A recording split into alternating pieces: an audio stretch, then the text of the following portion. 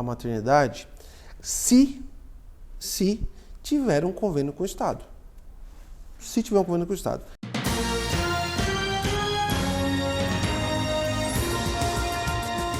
Eu sou a Vânia Souza, editora-chefe do jornal O Novo, e nós gostaríamos de bater um papo com o prefeito sobre algumas novidades, algumas obras, alguns projetos, né? Enfim, sobre as coisas que têm acontecido em Mogi das Cruzes e sobre política. Nós vamos falar sobre um pouco de cada assunto. Eu quero começar, prefeito, perguntando para você como está o andamento das obras da rotatória da Praça Kazuo Kimura, que é conhecida como rotatória do Habib's. Na última entrevista que você nos deu, você falou de todas as mudanças, daquele excesso de semáforos, enfim. E eu quero saber se existe uma previsão para a finalização desse projeto. Bom, Vânia, primeiro, obrigado pela oportunidade de estar aqui conversando com você e com toda a equipe do Jornal Novo. É sempre um grande prazer ter uma oportunidade de falar o que a gente pensa, de trazer a novidade e não ficar refém simplesmente do que se coloca nas redes sociais. Então é muito bom esse espaço aqui pra gente. Em relação à rotatória do Habib's, é uma decisão nossa desde o início do mandato, né? A gente sabe que aquela rotatória ela não comporta mais o fluxo de carros ali existentes. Quando se construiu uma rotatória, eu não sou contra a rotatória, mas a rotatória ela tem uma carga máxima que ela pode suportar. E aquilo já não suporta há muito tempo, tanto é que tem diversos semáforos ali. Hoje o engarrafamento é muito grande daquela rotatória até outra rotatória no período da manhã. Então, o projeto ali ele não é simplesmente tirar a rotatória. O tirar a rotatória é um detalhe de todo o projeto viário ali que vai ser alterado. Além da rotatória, né, tem 3 transposições que passam por cima do córrego Lava Pés e todo o contexto ali do projeto Viva Mogi. Inclusive, a gente acabou de receber, nesses últimos dias, o projeto da simulação de veículos para os próximos 10 anos. Né? Quando se pensa em uma cidade como Mogi, não dá só para a gente ir resolvendo os problemas. Além disso, a gente tem que fazer obras estruturantes, mas que sejam previstas o impacto de pelo menos 5, 10 anos.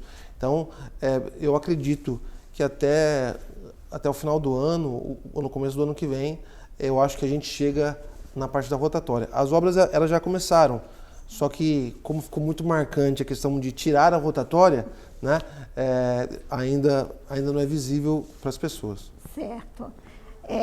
Eu gostaria de saber, com a inauguração do novo ProMulher, quais as próximas mudanças que devem ocorrer na saúde de Mogi, incluindo, né, a mudança do Procriança, né, que você anunciou no dia da inauguração do ProMulher na maternidade de Brás Cubas. Isso. Bom, a saúde de Mogi ela sempre foi um referencial. Eu acho que a pandemia ela não gerou só a questão, né, de saúde física ali nas pessoas, mas também todo o embaraço no sistema de saúde. Então, por exemplo, as cirurgias eletivas ficaram estacionadas, ficaram, né, congeladas, consultas, exames e por aí vai. Então, muita gente sofre e sofreu com isso. Então, assim, hoje nós estamos já reduzindo todas as filas de consultas e exames. Tem uma fila muito grande ainda de ultrassom que a gente vai resolver fazendo um mutirão em relação a isso. Mas todas as filas elas já baixaram drasticamente. Então, assim, onde que, na verdade, o munícipe... Então, por exemplo, às vezes tem uma fila grande para uma consulta lá em Jundiapeba, mas quando a pessoa liga para o 160, para o Ligue Médico, ela pode ser transferida, por exemplo, para o Jardim Universo. Né? Ou seja, sempre tem disponível de um dia para o outro consultas. Né? Exames são uns poucos mais complicados. A gente acabou de mudar o ProMulher lá para Brás Cubas, dando um espaço melhor, um espaço com mais conforto, aumentando o leque de tipos de atendimento, inclusive inserindo uma questão muito importante, né, que o nosso governo sempre bateu, a questão do planejamento familiar, né? Que às vezes ele é acessível mais para quem tem recurso financeiro. Às vezes você vai fazer uma laqueadura, vai fazer uma vasectomia e as pessoas que têm mais recurso, elas fazem com mais facilidade. Mas a gente quer atender de fato as pessoas que estão necessitando. Então esse é um dos diferenciais do Novo Pro Mulher. É que todos precisam de um planejamento familiar, desde o mais rico ao mais pobre. A questão é a questão de consciência, às vezes é a falta de informação e a falta, inclusive, de oportunidade. Então é exatamente isso que a gente quer fazer, a gente quer levar oportunidade para todos, né? Em relação ao Procriança, a gente já está começando um processo licitatório da reforma da onde era o Pro Mulher. Então, assim, hoje, dá uma comparação só da sala de espera. No Procriança atual, cabe 20 pessoas na sala de espera. No novo, vai caber 170 pessoas na sala de espera. Nós vamos quase dobrar o número de atendimentos, né? E toda a estrutura até de observação, né, de leitos e por aí vai. É um equipamento muito interessante, muito importante para a cidade, que sofreu muito também por conta da pandemia, porque antes o Procriança, ele também tinha um atendimento no hospital municipal, né? Ou melhor, o atendimento pediátrico também tinha lá no hospital municipal. E ficou, depois da pandemia, ou durante a pandemia, que o hospital municipal ficou exclusivo para a Covid, né? O Procriança ficou só com o prédio do Procriança e atendendo toda a demanda de Mogi e região, né? Então agora a gente reabriu o atendimento pediátrico no hospital municipal e ainda vai ampliar o espaço do Procriança. E a maternidade? Você tem um convênio, né, que você precisa formalizar com o governo do estado, porque o gasto com a maternidade está acima, né, do que o município pode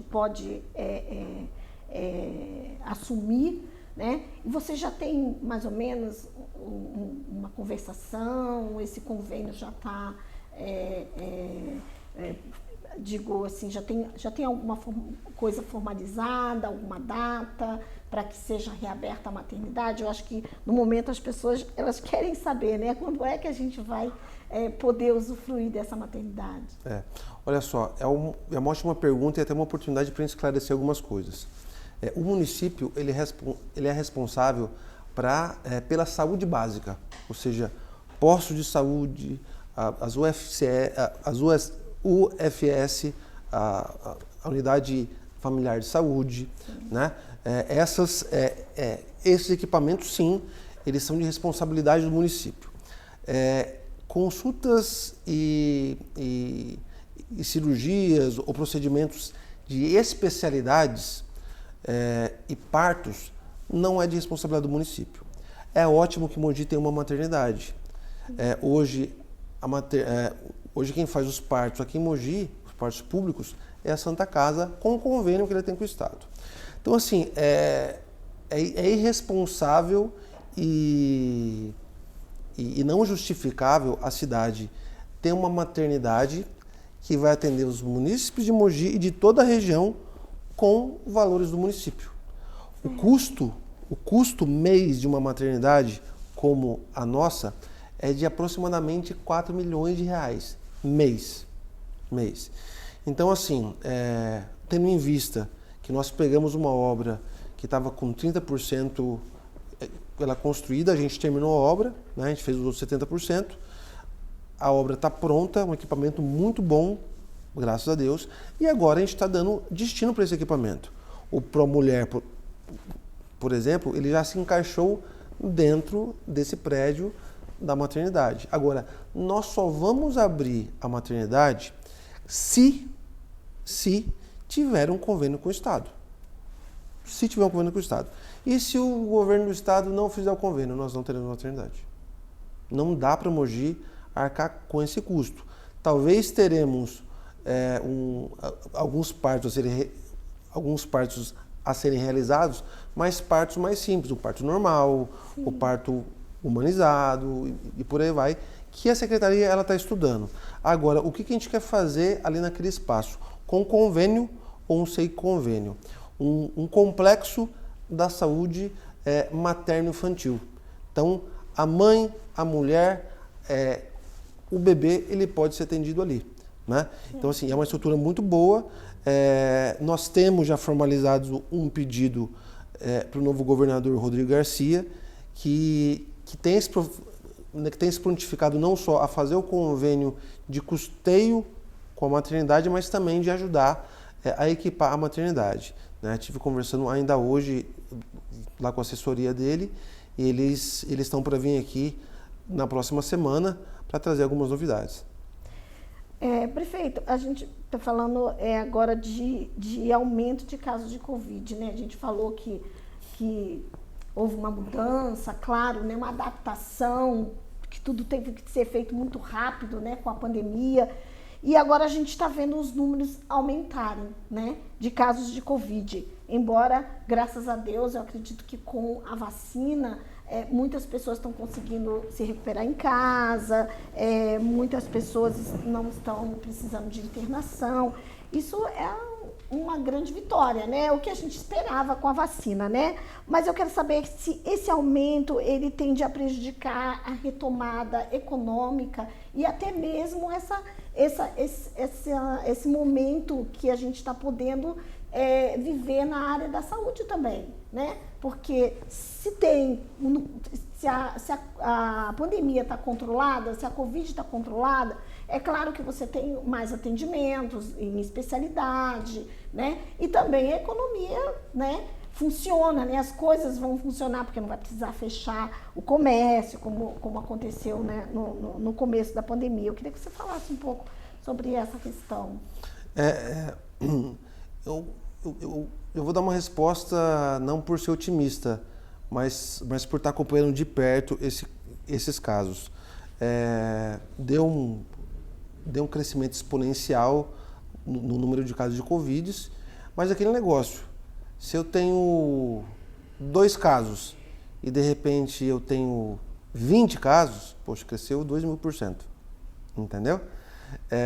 Hoje, nós temos, exatamente hoje, eu acabei de consultar esse número, nós temos 6 pessoas só internadas no hospital municipal de casos leves, tipo, entra num dia, no outro talvez já saia, né? É mais para controlar uma respiração, é como se fosse uma gripe muito forte. Entre os dias 26 e 29 de março do ano passado, nós tivemos o pior momento da pandemia, né? Foi um cenário assustador que tinha 135% de leitos ocupados. O que é 135% de leitos ocupados?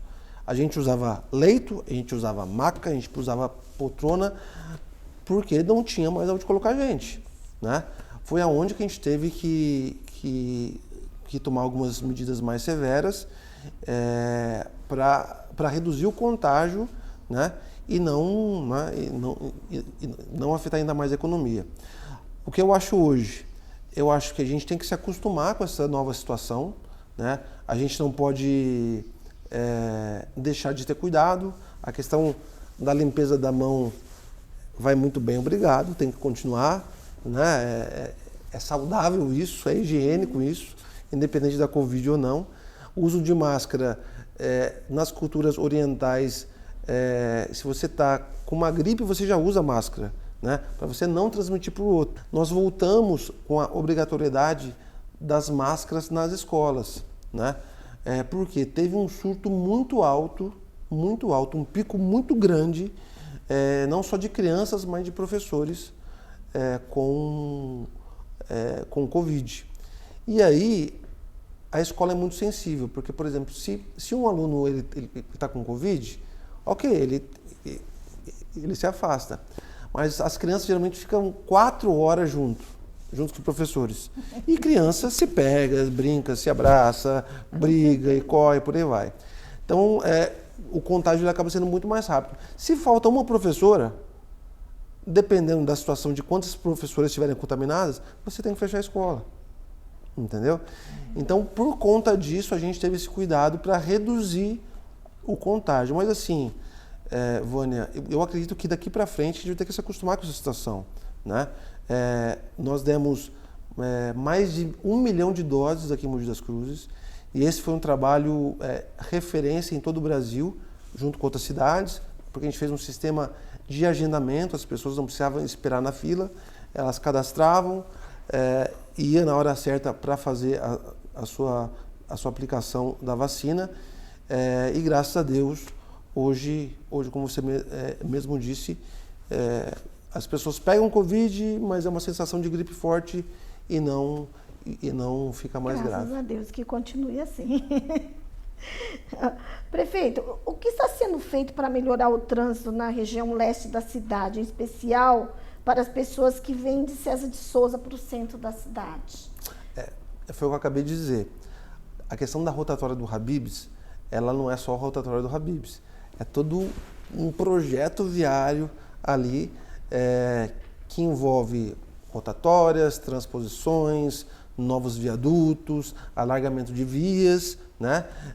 Ontem, inclusive, eu respondi uma pergunta lá no meu stories, lá no Instagram, de um cara que marcou no horário de manhã. E aí, Caio, quando você vai resolver o trânsito? Né? E, de fato, quem mora em César de Souza, de manhã sofre, demora 30, 20 minutos para chegar, né, no centro. A gente fez algumas adaptações, só que são adaptações que não resolvem o problema. O trânsito é fluxo de uma cidade que cresceu sem ser planejada, sem ser equilibrada. Então, assim, essas obras, esses estudos que nós estamos fazendo, é um estudo de coragem, porque ele demora, é obra estruturante, então talvez até o final do mandato a gente tenha essas obras, ou talvez não. Mas a gente começou essa obra porque precisava começar. Agora, se essas obras elas não acontecerem, logo daqui a pouco vai lançar o condomínio lá, Fazenda Rodeio. E são milhares de casas novas ali. É um novo bairro que vai surgir ali. Se não mudar nada, vai piorar a situação. Então a gente está antecipando, na verdade, antes que todos esses complexos habitacionais sejam construídos, a gente já está prevendo e se antecipando a isso. Então tem muita coisa para acontecer nesses próximos anos aí, em relação de estrutura viária. Foram entregues novos ônibus, né, novas linhas, foram feitas algumas mudanças aí na mobilidade urbana. Você já tem um balanço dessas mudanças em termos de positivo para a população? Você possa falar para a gente? A gente, na verdade, só na nossa gestão, a gente está com 88 novos ônibus, né? De 150, 80 novos ônibus.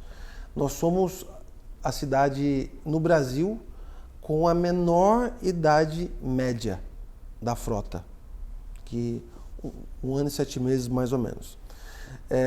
Então, isso quer dizer qualidade, quer dizer tecnologia e por aí vai. Só que isso não basta, né? Não adianta ter um ônibus novo que está parado no trânsito. Então, o que a gente está fazendo?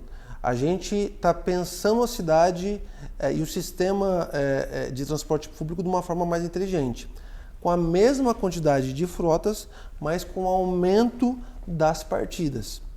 Então, assim, nós fizemos um piloto, nós estamos em um piloto, tanto para quem mora em Biritibuçu e Manoel Ferreira, quanto para quem mora no Cocoera e o Conjunto Toyama. Antes, na verdade, essas linhas cruzavam a cidade de ponta a ponta, né? Então, Toyama, que fica do lado leste da cidade, cruzava o centro e ia para o terminal central. Biritibuçu, que fica na parte norte da cidade, cruzava a cidade e ia para o terminal Estudantes. Ou seja, ficava a maior parte do tempo parado dentro do centro da cidade. Hoje, o que nós fizemos? Nós reduzimos a distância entre a partida inicial e a partida final, né? Só que tem uma integração entre entre os dois terminais. Então a gente criou o circular entre os terminais, que vão direto, né, de um terminal para o outro, sem custo nenhum. A gente criou o circular da saúde, que passa em todos os equipamentos públicos de saúde, inclusive o ProMulher, né? Então ele tem uma rota e tudo isso com uma única passagem. Nós ampliamos a questão da transferência de veículos, né? Então, por exemplo, só algumas linhas que você podia usar o mesmo passe. Agora não. Você vai em qualquer linha, você pode trocar. Então, assim, teve muito benefício. Tem alguns ajustes ainda a ser feito, por isso que é um piloto ainda. Depois que a gente resolver esses dois bairros de piloto, a gente vai para outros bairros, né? Não dá para fazer tudo de uma vez. Agora, só um dado muito importante. A linha, se eu não me engano, é de Biritibuçu, né? Ela tinha... a gente fala que a qualidade a qualidade do transporte. Cada ônibus, em média, carregava 35 pessoas. Agora carrega 18. Ou seja, não tem mais a montoeira dentro do ônibus. Obviamente que um horário ou outro pode ter, sim, mas assim, reduziu bastante. Por quê? Porque tem mais partidas. E aí, só que assim, é o mesmo número de ônibus com mais partidas. Isso é muito significante. Eu queria que você falasse também sobre o Prêmio Prefeito Empreendedor do Sebrae. Nós gostaríamos até de ter falado mais sobre isso, né, no Jornal Novo, tanto impresso como digital, mas trouxemos, né, para cá, né, porque eu acho que vai ter muito mais, um público até maior e vamos também, essa matéria também vai ser publicada no jornal impresso. Então, eu queria que você falasse da importância desse prêmio. Eu acho que o prêmio é um reconhecimento de um trabalho que foi feito pela Secretaria de Desenvolvimento Econômico, né? Nós ganhamos na categoria Inovação e Sustentabilidade, né? Então, nós impulsionamos a atividade de startup para buscar soluções no modelo GovTech, ou seja, para o governo público, para a gestão pública, né? Então, diversas ações que foram criadas por essas startups, nós aproveitamos e implantamos aqui na Prefeitura. Isso é muito inovador de fato. A gente estava concorrendo também em uma outra categoria, que era Cidade Empreendedora. Então, a gente ficou em primeiro lugar na categoria Inovação e Sustentabilidade e ficou entre as 3 melhores da Cidade Empreendedora. Então foi muito legal, além do Condemate também ter ganhado como consórcio lá no prêmio de reciclagem, alguma coisa assim, né? Então foi muito prazeroso estar lá e ver o nome de Mogi das Cruzes sendo anunciado como a vencedora do prêmio. Parabéns. Vamos mudar um pouquinho, né? Falar de esporte. O Mogi Basquete. Vai continuar em Mogi? Qual a situação do time? O que o senhor tem feito para que ele possa continuar existindo? Bom, importantíssimo dizer isso e até esclarecer algumas coisas. Primeira coisa, o Mogi Basquete não acaba. Não acaba. Né? Segunda coisa, o time de basquete ele não pertence à prefeitura. E esse foi um dos grandes equívocos que travou o time de basquete. Porque quando a cidade ela tem recurso, quando a economia do Brasil ela vai bem, é muito mais fácil de você arrumar patrocínio. Sim. Né? Hoje o patrocinador master do time é a prefeitura, porque é a prefeitura que dá ambulância, a prefeitura que dá viagem, a prefeitura que dá o ginásio, que paga a conta disso, que paga a conta daquilo outro. Agora o time não é da prefeitura. O time, na verdade, ele é administrado por uma associação, não é? Que, inclusive, no ano passado, na última gestão, não da prefeitura, mas da administração, deixou uma dívida de mais de R$1 milhão. Né? Então, assim, o que a gente fez? Eu incentivei com que o time se planejasse. Eu sempre, em época de campanha, eu sempre disse, a prefeitura ela vai investir na base. A prefeitura não vai investir no time, a prefeitura vai investir na base. No time, a prefeitura pode ajudar abrindo portas com alguns patrocinadores, fazendo contato e por aí vai. Não é função da prefeitura também, mas a gente é apaixonado, né, por basquete aqui em Mogi. Embora a cidade seja apaixonada, né, por basquete, tem muitos outros esportes relevantes e que são queridos aqui na cidade. Então, assim, a Secretaria de Esporte, ela deixou de ser Secretaria do Basquete para ser Secretaria de Esportes. A função da prefeitura é investir em esportes, é investir na base. Hoje o programa Joga Junto, que tem 6 categorias de base, quem custeia, quem banca isso é a Prefeitura Municipal. Então, assim, o time de Mogi, ele não vai acabar, está passando por um momento de transição. A gente deseja muito que ele dispute a NBB, mas o meu pedido é que tenha uma gestão profissional e responsável, principalmente quando a gente se fala do nome da cidade e com os atletas. Tá certo. Vamos falar de política.